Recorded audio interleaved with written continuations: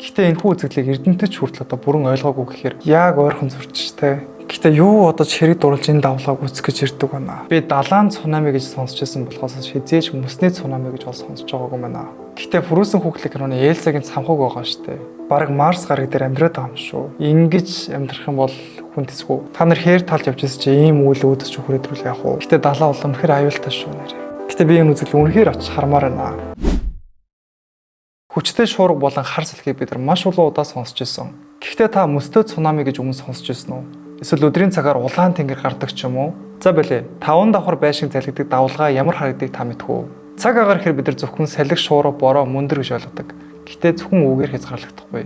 За, hi guys, Темка байна. Дараагийн бичлэгэнд тавтай морил. За, энэ удаагийн дугаар дээр хэвлээ юу үзэх вэ гэхээр дэлхий дээр камерт бичигдсэн хамгийн хачин, хамгийн итгэмээргүй цаг агааруудыг хамт өнөөдөр үзэх болно. За, дэлхий дээр ийм зүйл болж исэн гэхээр бүр үнэхээр би ч хүртэл хараад бүр ангаасан. Тэгээ та ядаж бас айгу сонирхолтой, бас үзүүштэй, сонирхолтой, хачирхалтай дугаар байх болов гэж бол итгэж байна. За, тэгээд олон мөрөдлөө шууд бичлэгэнд орё те. Та бид бичлэг эхлээс өмнө лайк дараагүй, лайк дараад, сабаа дараагүй, сабаа дарж тэмцээ битэн мартаарай. Бид утгуу 200,000 subscribe хүргэж байгаа шүү guys. Намайг өдөртөл дэмждэг бүх хүмүүстээ маш их баярлалаа. Та хэдийнхээ урам зоригоор дараа дараагийнхаа бичлэгийг хийж байгаа юм шүү. Замтай бичлэгэндээ орцгоё. Энэ удаагийн дугаартай маань TalkTalk English хамтран ажиллаж байна. Бид нэр англи хэл сурахыг хүсдэг ч ярихаасаа их санаа зовдөг штэ. Тэгвэл TalkTalk English нь болохоор 100% английн яриан дээр тулгуурсан нийт 1-ээс 12 төвшин заагаа зогсохгүйгээр байгууллагын ажилчдыг чадваржуулах IELTS болон хүүхдэд зориулсан Happy Day гэдэг сургалттай мэргэжлийн Монгол болон гадаад багш нартай сургалтын төв байгаа шүү. Хэрвээ та ярианд тулгуурлан англи хэл сурах хүсэж байгаа бол би танд TalkTalk English-ийг санал болгож байна. За тэгэхээр хамгийн хачирхалтай цаг агаарын үзэгдлүүд нэгтгэх баримт. Далайн эрэгт очисон хүмүүс бүгдээрээ л далайн хөөсийг бол харж исэн байх. Энэ бол жирийн үзэгдэл. Далайн ус дотор өвс, замаг зэрэг одоо байгалийн бодис ихсэхэд салхи давлгаа тэднийг холдуулж дотор нь бол агаар одоо үүснээрээ энэхүү үзэгдэл бол бий болдог. Энэхүү жижигхэн бөмбөлгүүд нь одоо бүгдээрээ үүснээр одоо энэхүү бор өнгийн хөөс бол хуурч одоо бидний нүдэнд бол харагддаг байгаа.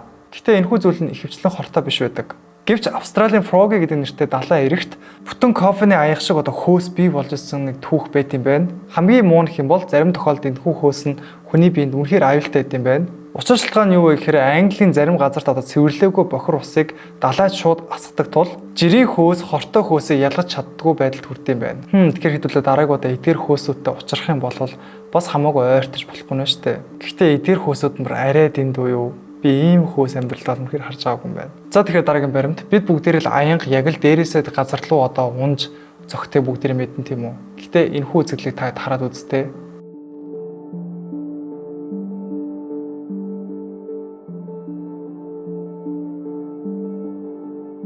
Энэхүү үзэгдлийг харах юм бол аянга дээрээсээ доошоо цохилж байгаа биш, харин эсрэгээрээ доороосоо дээшээ аянга бий болж байгааг бол харж байгаа байх.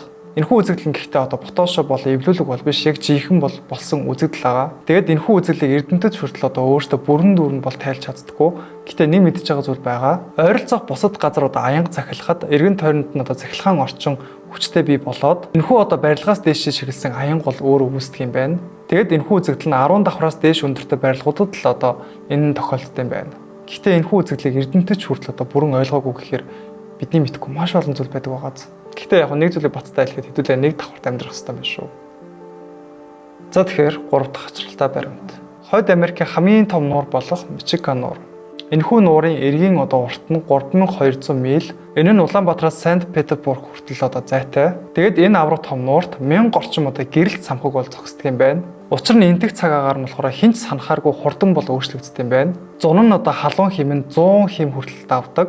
Өвөлдөө хасах хэмээн жавар болон салхи нь 72 км/цагийн хурдтай байдаг. Тэр салхи давлгааг гэрэл цамхаг дээгүүр 6 м өндөрт бол цохиулдаг юм байна.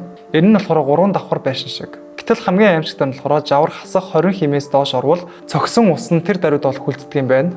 Дараагийн давлгаа мөн адил, бас дараагийнх нь ч бас адилхан. Энэхүү үзэгдэл нь өдрийн турш одоо давтагдсанаараа одоо гэрэл цамхаг бүхэлдээ мөс болж хучигддаг юм байна. 2019 онд энэ мөс нь хамгийн дээд хэмжээндээ хүрсэн тул мэргэжлийн авирагчид уул авирахтай адил одоо тоног төхөөрөмжөө аваад тэр цамхагийг одоо мөсийг нь хагалж бол аварсан байт юм байна. Гэхдээ Фрүүсэн хүүхлийн киноны Элсагийн цамхаг байгаа штэ. Ингэж бас мөсөөр хучигдана гэж бас байдаг. За тэгэхээр дараагийн баримт. Нуур иргэн байшин одоо зуны цагт гоё, өвлийн цагт бол 50 байдаг. Гэхдээ нэг өдөр салхи хүчтэй болоход хэдэн зуун тонн жинтэй мөсөн болоогод усны гадаргаас яг л амьтан юм шиг өөртөө мүлхэж таны байшин руу чиглэн гэвэл та яах вэ?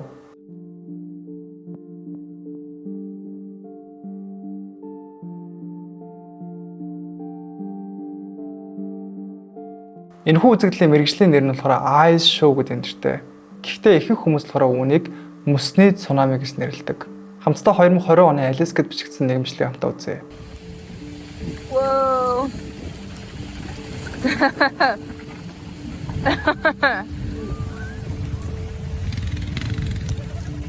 Yep, time to move. Let's roll. Get on. What? Get on. I'm on. Энэхүү бичлэгэн дээр гарч байгаа шиг тэд нар болохоор нэгэн секундын дотор бүх юм аваад бол зогтсон. Шалтгаан их юм бол эдгээр мөснүүд нь хэдхэн секундын дотор яг одоо зогсож байгаа хүний цэг дээр нь хүрэх боломжтой байдаг юм байна. Бас Эри гэдэг нууран дээр бичлэг хийж байсан өөр нэг ир байт юм байна.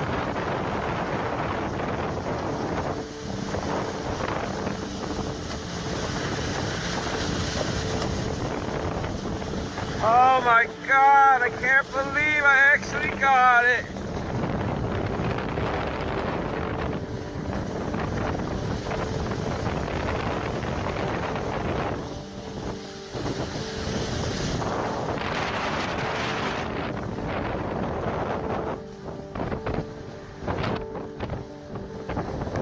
Би далайн цунами гэж сонсч байсан болохоос хизээж мөсний цунами гэж бол сонсож байгаагүй байна. Гэтэ энэхүү мөснүүд нөхөн амьтныг дарах юм бол бас л аюултай юм те. За тэгэхээр дараагийн баримт 70 метрийн давалгаанд давхиж яваа нэгэн хүний бичлэгийг та өмнө харж исэн байх. Гэхдээ дараагийнх нь бүрч аимшигтай. 2015 онд Чан Хом Тафун Хятадын дорн дэргийг довтолж байсан үе тухайн үед болохоор салхины хурд нь 225 км/цагийн хурдтай байсан. Энэхүү үзэгдлийн дараа Ванилим хотын давуулгаа 5 давхар байшинтай тэнцэх хэмжээний өндөр давуулгаа үүссэн юм байна. Тэр давуулгаа хуурай газар руу нэвтэрч үер үүсгэж 1.1 сая гаруй хүн гэрээ орхиж зугтажсэн түүхтэй. Гэхдээ ганц удаа болоод дуусаагүй 2020 онд Испани Морк арал дээр Глория гэдэг шуурга Чан Хомоос сул байсан ч гэсэн давуулгаа 8 м хүртэл хүрсэн байна.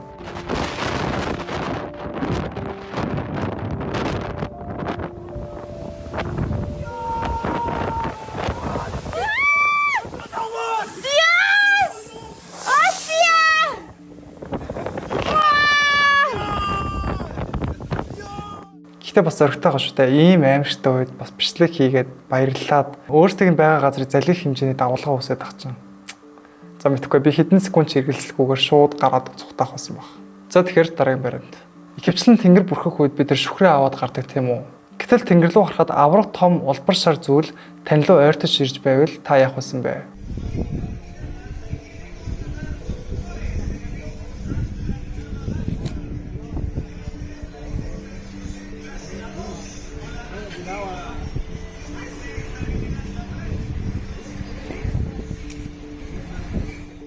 ...2022 онд Чилийн Диего де Алмегро гэдэг хотод бол энэхүү үзэгдэл бол бий болж ирсэн байна. Энэ бол зүгээр нэг энгийн шуурга биш, тоосны шуурга эсвэл эсний шуурга гэж бол нэрлэгддэг. Эс хурийн агшин доор хүчтэй салхинд бол өргөдөж 37 миль буюу 60 гаруй километр өндөр хан хэрэм тухайн үед бол бүрлдсэн байна. Гэхдээ тоосны шуургыг ойртож ирэхийг нь гаднаас нь харах бол нэг хэрэг, гэхдээ дотроос нь харах юм бол бас нэг өөр хэрэг.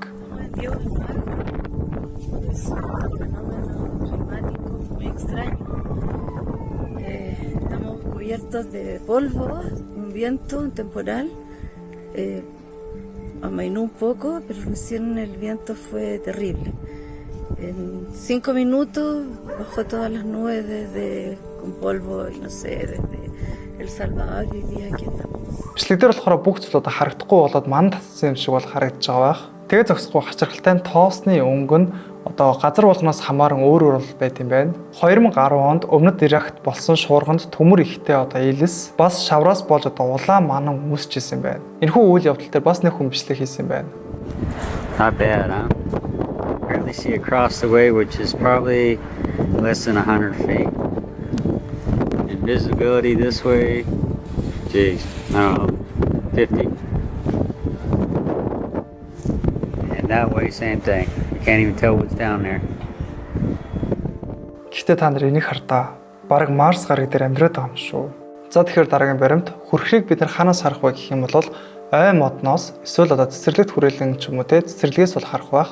Гэтэл Нью-Йоркийн метроны шатнаас гаргах хүрхрийг хараад та юу бодох вэ?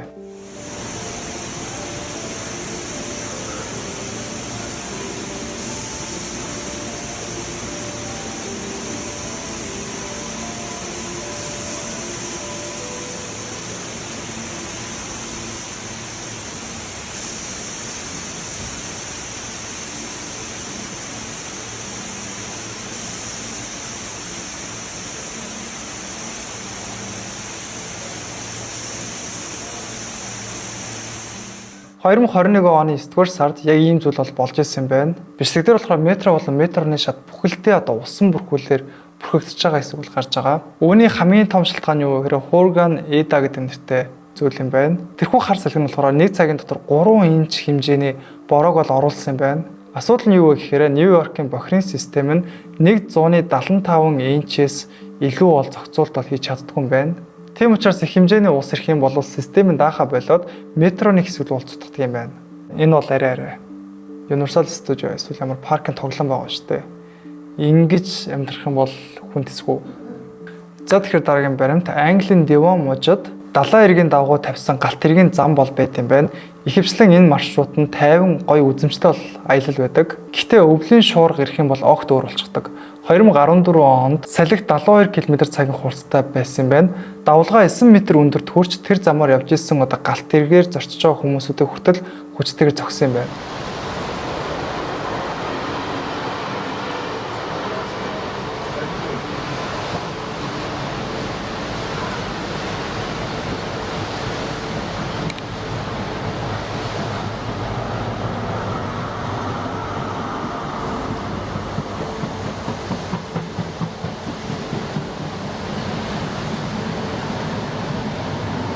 Тэгээд засахгүй нэг давлгаа хүртэл замын урд хэсгийг бараг бүхэлд нь устгаж исэн юм байна. Үүнийг засахын тулд 35 сая паунд зарцуулж, далайн хамгаалтын ханыг бас засахын тулд 80 сая паунд бол бас зарцуулж исэн юм байна. Гэтэл энэ нь бол хангалттай байгаагүй 2020 онд өөр нэг авраг том давлгаа галт эрийг бол мөргөж, цонхыг нь бут зохиж дотор байгаа зорчиж байгаа хүмүүсүүдийг гэмтээсэн юм байна. Тэгээд зогсоогүй 2021 онд Бара гэдэг нэртэй шуурга дахин ирж, шинээр сайжруулсан ханан ч одоо давлгааг зогсоож чадаагүй юм байна.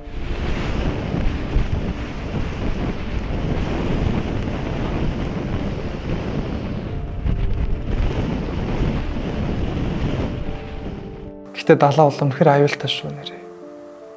Эвгүй те, эвгүй. Дараагийн бичлэгэнд орохоос өмнө та бүхэнд дуулахны гоё мэдээ байна. TokTok English сургалтын төв хичээл сургууль орох гэж байгаатай холбогдуулан Happy Days гэдэг нэртэй онцгой хөтөлбөрөөр зарласан байна. Энэхүү хөтөлбөр нь Монгол хүүхдэд зориулан гаргасан бөгөөд Монгол болон гадаад дөрвөлттэй шинэ үг дүрм бүтсэн Монгол тайлбартай орчуулгатай бөгөөд Монгол хүүхдэд танил Улаанбаатар хот болон олон улсын барилга байгууламжууд, үйлчлэгээний газрууд, Монголын өв соёлыг тухайн сурах бичгэндээ шингээж өгсөн шүү. Мэдээж дуу болон хөгжлөлт тоглоом сонирхолтой арга барилаар танд зааж өгөх бөгөөд бэмб гараг бүр 12 цагаас туршилтын хичээл суух боломжтой шүү. Мэдээж өгөн төлбөргүй та дэлгэрэнгүй мэдээлэл авах гэсэн бол доор харагдж байгаа утасны дугаар болон Facebook хаягаас мэдээлэл аваарай. За тэгэхээр дараагийн баримт. Бороо байдаг, шуурга байдаг. Гэтэл супер сел гэж яг юу вэ? Энэ бол өргөн сэндвич хэлбэртэй аврах том үйл юм байна. Хэрхэн үүсдэг вэ гэхээр доод дулаан агаар дээшээ, дээр хүйтэн агаар доошоо хоёр эсрэг чиглэл бол урсаж, чиглэг агаар дээшээ өргөдөж одоо хөөрч, дахин доошоо буснараа энэхүү үзэгдэл бол бий болт юм байна. Ингэж давтагдсанараа 20 миль буюу 32 км диаметртэй 75,000 фунт буюу 23 км өндөр аврах том шуургад үйл бий болт юм байна. Харахад үнэхээр сүрдмээрч гэсэн хамгийн аимшигтай хэсэг нь энэ биш юм байна. Тэр үйл дотор болохоор бөөмс хоорондоо мөргөлддөг тул статик цэглэгаан цэник бол үүсдэг юм байна. Тэрхүү цэник нь болохоор хязгааргүй аянгыг бий болгох юм байна.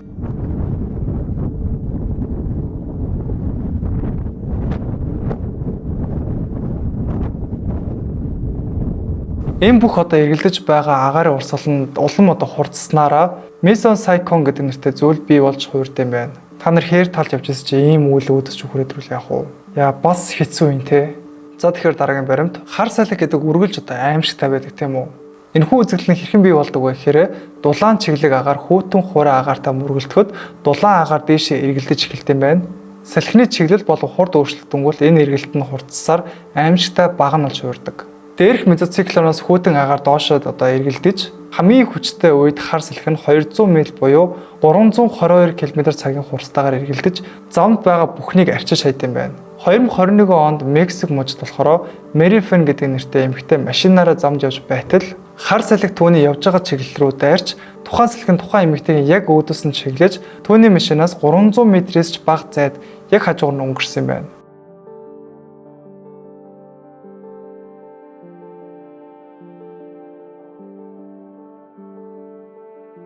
Гэхдээ машин тавьж ирсэн хүн үнэхээр азтай юм те. Яг ойрхон зурчих те. За тэгэхээр дараагийн баримт. Хар салхи зөвхөн газар дээр биш, усан дээр ч хүртэл үүсдэг юм байна. Мэргэжлийн хүмүүс болохоор үүнийг water sport гэж бол нэрлэдэг.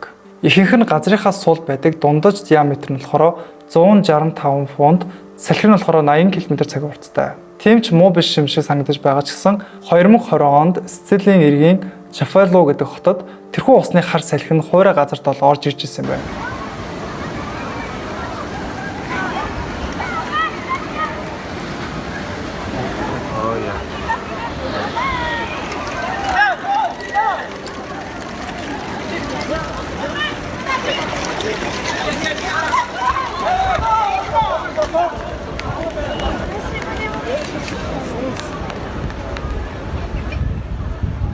Сандал, хог хаягдал болон мод хүртэл өргөдөж байгааг бол энэ хүү бичлэгээс бол харж болох юм байна.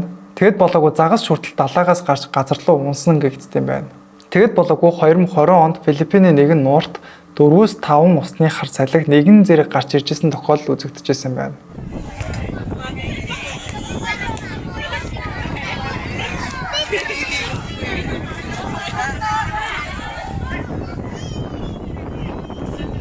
Гэтэ би энэ үзэгдэл үнэхээр очиж хармаар байна. За тэгэхээр дараагийн баримт хар салхи усны хар салхиний тухай сонсч байсан байх. Гэтэл Fire Nado буюу галт хар салхины талаар та сонсч байсан уу? Кино болохоор зохиомжтой мэт санагддаг ч гэсэн 2021 онд Грекийн ой төмөртөд тэмцэж байсан гал сүнөгчд энэ зүйл бодит гэдгийг бол өөрсдийн биеэр мэдэрсэн байна. Бичлэгтэр болохоор гал сүнөгчд гинэт зугтсан. Энэхүү бичлэгтэр болохоор халуун нь хурдан дээшээ агаарт гарч эргэн тойрны хачирхалтай салхитай холилдоод утаа болон халуун агаар дээшээ баган мэт өргөдөж тэр дотор гал нь өөрөө эргэлдэж энэхүү үзэгдэл бол бий болсон юм байна. Ихэнх галт хар салхи нь болохоор 10-аас 50 м бол өндөр байдаг. Гэтэл халуун нь болохоор 1090 хэм хүртэл хүрд юм байна. Ихэнх нь болохоор хурдан унтардаг. Гэвч 2020 онд Австралийн кенгуруны арал дээр бичигдсэн энэхүү үзэгдэл нь болохоор тэр хэмжээнээс хүчтэй байсан тул галын их сурвалжаас өөрөө ингээд холдсон юм байна. Гэтэл хамгийн аимшигтай том хэлбэрч бас байдаг юм байна. 2018 онд Калифорний Car Fire гэдэг нэртэй төмөрийн үед яг ийм зүйл болж 143 миль буюу 230 км/цагийн хурдтай 300 м диаметртэй галт хар салхи үүссэн байна. Энэ бол дэлхийд бичигдсэн хамгийн том, хамгийн аюултай галт хар салхи бол байсан. Гэхдээ ийм ойрхон ийм дүрсийг авнад чинь амар аюултай өстэй. Нисгч нь одоо яаж тассан байна? За тэгэхээр сүүлийн баримт багш нь шамд заасан байх. Гол нэг чиглэлд одоо хүндийн хүчний давуу урсдаг гэж бол заасан байх. Гэхдээ энэ үзэгдэл бүрэн үнэн биш. Зарим гол tidal bore буюу далайн ус голд эсрэг чиглэлүүд түлхэж урсгалыг төр зур одоо эргүүлдэг үзэгдэл байт юм байна. Хэдтэн центон голд энэ үзэгдэл жил болгон бий болт юм байна. Энэхүү үзэгдэл нь болохоор 9 м өндөр долгион ирдэг тул дэлхийн алдартай мөнгөн луу гэдэг нэрээрээ хэдэн мянган хүн жил болгон үүнийг үзэхийн тулд ирдэг юм байна. Гэтэл заримдаа тэр долгион нь болохоор 25 миль буюу 40 км/цагийн хурдтайгаар ирж эрг рүү маш хүчтэйгээр бол цогтдог юм байна. 2013 онд болохоор Trami Typhoon болсны улмаас тэр долгион ертөнхөөсөө 2 дахин илүү өндөр болж хамгаалтын хан бод зохигдож эргэн тойронд байсан хүмүүс хүчтэйгээр шидэгдэж хэдэн 100 хүн эмнэлэгт хүрэгдсэн юм байна. Гэхдээ юу одоо ч хэрэг дурлж энэ давлгааг үүсгэж гэж ирдэг байна. Тэр байгалийн гамшиг гэдэг бол үнэхээр бас хэцүү шүү. Хамаагүй ойртож тоглож болохгүй. За тэгэхээр мөсөн цунами, сонирхолтой шуургууд, бас дээрээс нь тэнгэр тарагчаас ачаархалтай үзэгдлүүд, эдгээр бүх зүйлүүд бүгдээрээ бодитоор дэлхий дээр бол болж ирсэн үйл явдал байгаа. Эдгээр зүйлүүд танд сонирхолтой байсан бол лайк дараа сабодаж дэмжиж битэн мартаарай. Бас сэтгэл хэсгээр таад минь дараагийн дугаар дээр ямар хөө бичлэг үзэх хүсэж комментээр бичээрэй. Бас part 2-ыг үзэх хүсэх юм бол доор part 2 гэж бас бичгээ битэн мартаарай. За тэгээд дараагийн танд хэрэгтэй сонирхолтой дугаараар уулзцгаая.